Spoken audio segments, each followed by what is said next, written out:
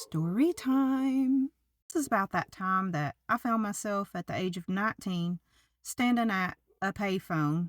I know, showing my age here. With nothing but two babies, a diaper bag, 50 cents, and no plan. Here's the story. But trigger warning, domestic violence. For the sake of time, I will just have to skip a lot of details. At the age of 16, I got pregnant, and the father of that pregnancy was also young and scared and not involved. So I ended up in a relationship with a different young man, and he was 19 years old. He gave me a lot of attention. I was just so madly in love, or so I thought.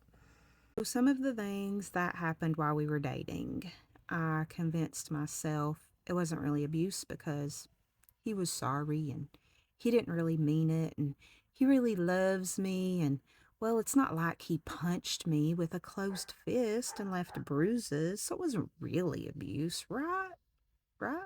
But what he did do is call me some very derogatory names. Tell me things like, nobody else would want you. Who would want somebody that already has a baby? And things like smacking me in the face, pulling my hair, stomping my foot, pushing me, throwing food at me, breaking up things in the house, making threats, controlling the money, having a fit if I tried to have a job outside the house. Sometimes he just wouldn't come home from work at all till like the next day, or in some weird hour of the night like 2, 3, 4 a.m.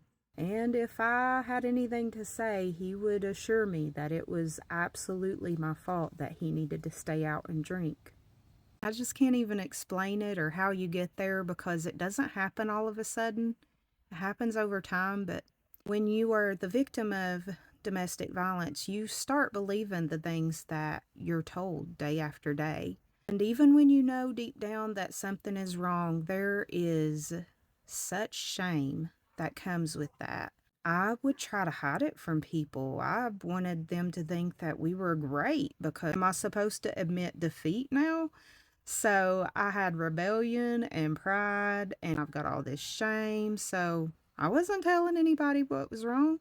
But the day that did it was when he goes through a drive-through at a convenience store, buys some beer, and he starts drinking while he is the one driving. Two babies were in the back seat.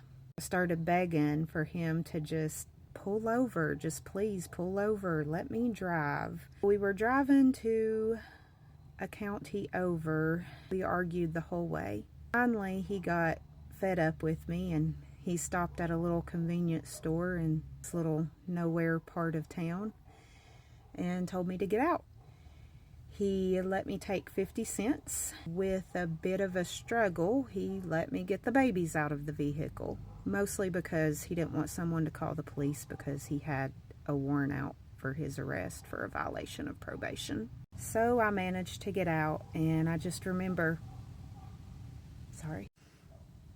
Okay. I remember standing at this payphone with nothing, these two babies, and this load of fear and shame. And I made a phone call, and the owner of that little store, which is closed now, he was so nice. Gave my little toddler a bug juice, and she loved that. I had a ride coming, but it took a while, and I was at this store for almost 2 hours before somebody got me. So in case you were wondering, was he just bluffing? No, he wasn't bluffing. He straight left, y'all. The person who came to pick us up got us to a safe place for the night and got the things that my babies needed for the time being. And we ended up staying at a domestic violence shelter for a little while. They helped us get into our own apartment, and wouldn't you know, when we got our own apartment, he wanted to get back together, but that was very short-lived. I determined to move on. It took me a while to really find my footing, but I got out of that. I got out of that situation alive, and that's more than some women can say. I'm thankful because look at what God has done since then.